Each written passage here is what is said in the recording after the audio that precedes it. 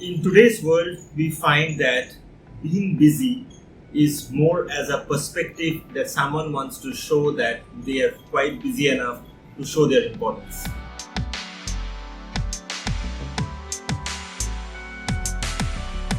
It's no good when you say that I am continuously busy, I cannot return a call, I cannot speak to you, etc. etc.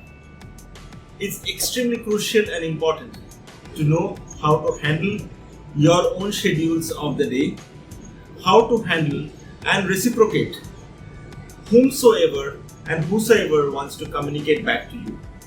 Whilst I understand completely that there are scenarios where we cannot answer back everyone and we should not at times answer back everyone. But in general, it's no good to stay and say that I'm busy always. Effectively, even answer busy. But what are they so busy for? The perspective that I see in today's environment is that people really cannot manage their time well. Now, if you really cannot manage your time well, right from early morning to late at night, you will find that you are in a messy situation all across. Either you do not know how to wake up early, you do not know how to manage your bed, you do not know how to manage your day, you do not even know when actually you need to go to sleep. Now, what is very, very critical for you is that you need to first learn to manage yourself. I have seen great CEOs or CEOs of mid-sized large organizations who showcase themselves to be busy always. I have seen homemakers, I have seen political personalities, I have seen multiple other people whom we work with very closely who are busy across the day. If you do not know how to relax, if you do not know how to rest, then you are no good for yourself. Keep in mind that resting and relaxation is not a luxury, it is a need that is important for your body as well as mind. However, more than the articulation perspective of resting and relaxation, it is the psychological matrix that people build around them to show busyness. We are all human beings. Even I get upset, I get frustrated, I tend to be busy, but immediately you need to do the road correction. If you do not do the road correction, then is where the issue lies. The issue does not lie when you get derailed. The issue lies when you stay derailed.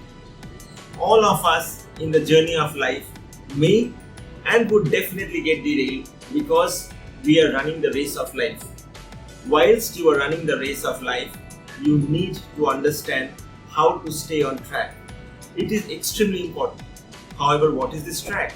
This track is that you set for yourself the fundamentals and the basis of how you would lead your life. The methodology to lead your life is the determinant of you who set the track for yourself. This track need to go across to create a momentum, a sense, a perspective of goodness for your own life as well as for the life that surrounds people across you. This track should be that track that when you take the journey in this track, people around you, the sceneries around you in the track should be as beautiful as it could and as it should be. And this track is the most important track for your life. So when you feel that you are under too much amount of work, whether you're a homemaker, whether you're a professional, whether you're a politician, whether you're a lawmaker, first take a step back and figure out that what is it that is making you really, really busy or so-called busy. Because you are actually not busy.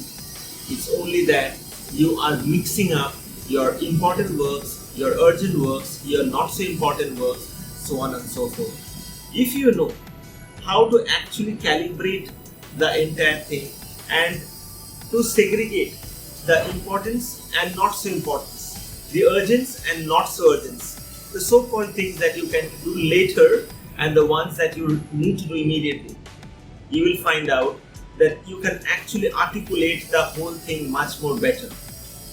The gap happens when you cannot articulate life. Then you become jittery, then you become irritated, then you tend to do wrong things, so on and so forth. But as what I told you, it is no problem in case you get jittery because you are getting off track, in case you are getting upset because you are off track. Because it's to be a human that at times you would get off track. But what is more important is that you come back onto the rail and start going back in the same rail. Then you will find that this busy thing does not come into picture. It is very important to at times break down your habits, to understand what is actually killing your time. If you really analyze your whole day, but be very honest when you analyze. If you really analyze, you will see that there are things that should be avoided in your life. Most people tend not to understand and overlook those things for which they spend long time in things which are not really realistic for them to invest time. And when they invest time in those things which are not really appropriate, neither it adds values to them or to their surrounding, they tend to not finish what they should finish, and thereby they tend to get busy. So what is important is that, one, identify that what are your activities that are killing your time which you need to abate. If you cannot abate these things, then typically what will happen is that this will continuously kill on your time. 2, how much of time you should use where. For example, you find that you invest X amount of time doing the Y activity. Now try to figure out whether that is really important or you are just doing it because you are addicted to it. So once you figure out those pieces and you break it down or you note it down, you will see that there are scenarios that you can strike these things off. Number 3 is that reorganize whatever way you are spending your time to whatever way you want to spend your time.